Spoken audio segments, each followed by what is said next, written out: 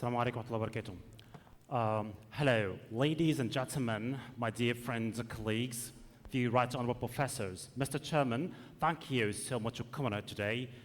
I am Ahmed. I'm a consultant at Al-Bigani Department at Aswan University, and today we're going to talk about Robson's 10-group classification system in my department. First of all, I declare that I don't have any conflict of interest. And if this is just your first time ever to hear about that, to hear about the Robson's classification, we designed this lecture over two parts. Part one will be what we talk about, this short introduction about what the Robson's is in the first place. And I'm going to lead this part. And here my colleague Aya will lead the other part. We will demonstrate and exert from our department Robson's report over the past year. So first of all, what's Robson in the first place? In order to explain it in a proper way, let me just try to put it out there like this. We do have a problem, and that problem is the cesarean section rate worldwide. Ideally, it should be between 10 to 15%, right? But as you can see here, just take a look at this map, we have a lot of countries that exceeded that rate, maybe over 15%, sometimes over 30%, sometimes also over the 50%. So what is the problem? Actually, we don't actually know. Why is this? Because there is a lack of consensus about reporting the cesarean section rate.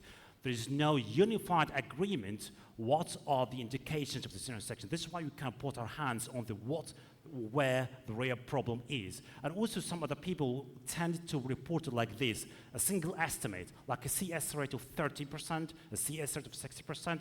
An overall estimate actually doesn't tell a lot, doesn't tell much. And here, the Robson's TGCS comes into play. So basically, it's a way of classifying women going into labor after 28 weeks of gestation into one of the 10 groups. Then we will count the CS rate in each group, okay? So these are the 10 groups. This is TGCS, meaning that 10-group classification system. We have group 1 and group 2. This is for the primary gravida patients, right? So group 1, this is the primary gravida patients going into spontaneous labor. And group 2, these are the primary gravida patients, again, your cephalic presentations, both of them full-term patients. And they're going into labor with induction of labor or elective CS before the onset of labor. Group 3 and group 4, the same thing, but for the multipara. And group 5, the previous CS, women with the previous CS, they are full term, they're cephalic as well, but the previous, this is the elephant in the room, but this is the most important part. This is the elephant in the room. This is the real problem. And group 6 and group 7, they are the preach presentation with the primary and multipara. Group 8, the twins, and group 9, the transverse lie. Finally, the group 10 will be preterm labor. These are the 10 groups. This is the unified system. Actually, this is the standardized Robson's 10 group, developed by Dr. Michael Robson. He's an Irish obstetrician.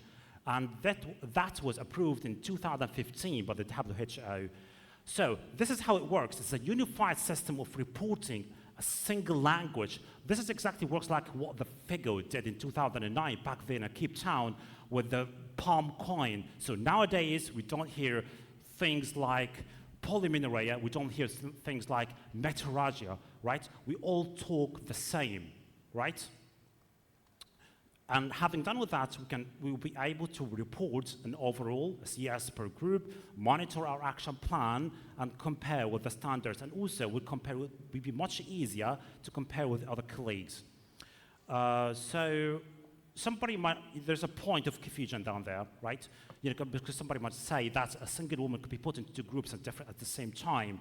And actually, this is not true, because thanks to the Robson's algorithm, this is an algorithm developed by Robson's team. An algorithm means a series, a consecutive of logistic questions. I mean by that, a yes or no question. So you start down from there, up there.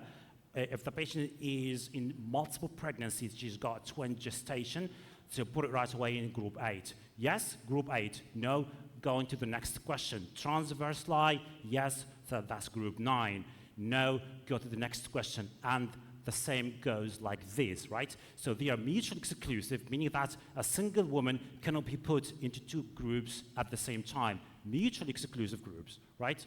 And kudos to Alexandria University for developing, because these days, nowadays, any algorithm can be programmed, right? So Alexandria University actually developed a code in Excel and made it free for everyone here in Egypt. So you don't have to work it out yourself, right?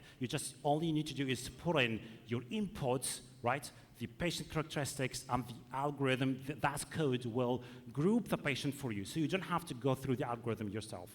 This is the data frame, and that's the summary table. This is Robson's summary table. Might look intimidating in the first place, but it is actually composed of two main parts. This is the basic part of the table, right? Column 1, column 2, column 3, the group name, as you can see here on the left-hand side, and column 2, this is the CS count, and column 3, this is the number of women in each group, right? The rest of the table is called the calculator part. So the rest of the table basically is calculated from the basic part of the table, like the group size, which actually the proportion of your group of the total population, CS rate per group, which is intuitive, the absolute contribution, and the relative contribution, which is actually very important here, the relative contribution. This is the proportion of CS rate per group over the total CS rate. I'm going to come to this point later on in a bit. So we calculate these indices, then we compare it to the Robson standards. Then we can make inferences and we can make interpretations. So about the interpretations, so this is how you should report in the Robsons, the interpretation. Three main items. First one, the data quality, then the population properties, then the CS rate. We don't have, for the constraint of time, we don't have much time to actually go through all of this, so I'm going to just give you an example for each one of this. So, for example, the data quality, like in size of group 9, again, the group 9, the transverse line, you shouldn't have in your population more than 1% of transverse line, because this shouldn't be true, right? If you have like 5 or 10% or 30% of your population with a transverse line, it means that you have something wrong with your data. Either you need to explain on that, right? Or you might to check your data again. And the CS rate in group 9 should be 100% because the transverse line actually is undeliverable. You cannot deliver transverse line, right? Is that correct? Do you know what I mean? So this is the first part of the data quality. The other item is the data quality, but from the constraint of time, I'm going to skip on that. For the population, for example, you should have a third of your population from the primary gravity group. If you have less than that, if you have more than that, these are not targets, right? You just need to explain why you have more than that or why you have less than that. And finally, for the relative contribution, a third of your CS rate should be contributed to the group 5, which is the previous CS. So the previous CS, women with previous uterine scar, right, should contribute only to a third of your CS rate, okay? If you have more than that, then you need to explain why. Can you see? Now, we were able to break down the CS rate into different categories, a unified language. In doing that, you can put our hands on what the real problem is. So this is our experience. Well, first of all, I'd like to thank my colleagues here, the team who toiled away at the data entry for quite a bit of time. They actually did a very amazing job down there. So we used Google Forms in order to make it easy and convenient in order to make a proper data entry and to reduce the risk of bias. And then we exported to Excel, and from there we analyzed everything. Thanks to the team at Aswan University, because we didn't stop on what Alexandria University did, we added a lot of things, like other variables, like maternal disorders, and also we used some powerful Excel tools like pivot table, power pivot, and combo graphs in order to automate the whole process, okay? We automated the whole process. This is the Robson table on the Excel. We didn't write it down ourselves. This is an automated table. The Excel calculated the Robson summary table, and this is also the graphs. Everything is automated. All you need to do is to type in your data, put it in the Excel, and using the code from Alexandria University and what we did in Aswan University, and everything will be updated. Every time you add new data, every time you have some new patients, the whole table, the whole graphs, the summary table will be updated by itself.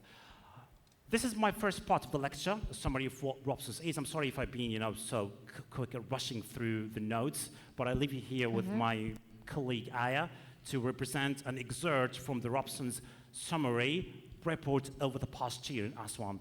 Thank you so much. I'll leave you with Aya. Go ahead. Thank you.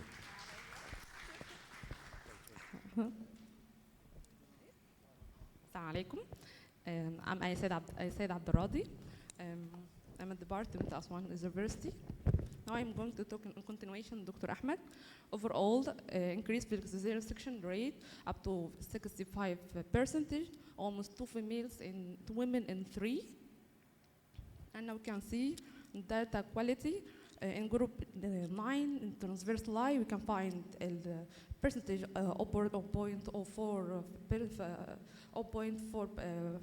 percentage reached up to 100%. And prime gravida in our population we can find them should be reached from 25 to 35%, but they reached to our hospital up to 11%. As a female gone to outpatient clinic for private CS. So we can find increased field group 2 and group 1. Instead of being 20%, we can find them to reach 70% increase for CS rate.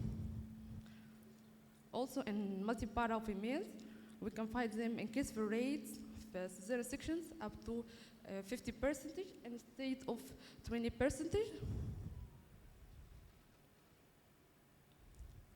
So increase the cesarean section rate from 60% up to 97%. So we can find also in preterm labor, we can find this increase for rate up to 18%. Relative contribution increase for rate of cesarean sections. In the circle, we can find the donut circle, which contributing to cesarean sections. We can find previous cesarean sections, find them to continue taking about half percentage of females. Our conclusion and summary of our report, we can find all over cesarean sections reaches about 65%. Data quality more multipara breech females increase than prime gravida breech, and population and CS rate, low rate of subtotal prime gravida patient with high CS rate in this group, especially in women with inductions. A high rate of cesarean section with multipara women who presented with spontaneous labor. So relative contribution, half of the cesarean sections rate were contributing up to group 5, increase for rate more than this. That's the difference. And thank you.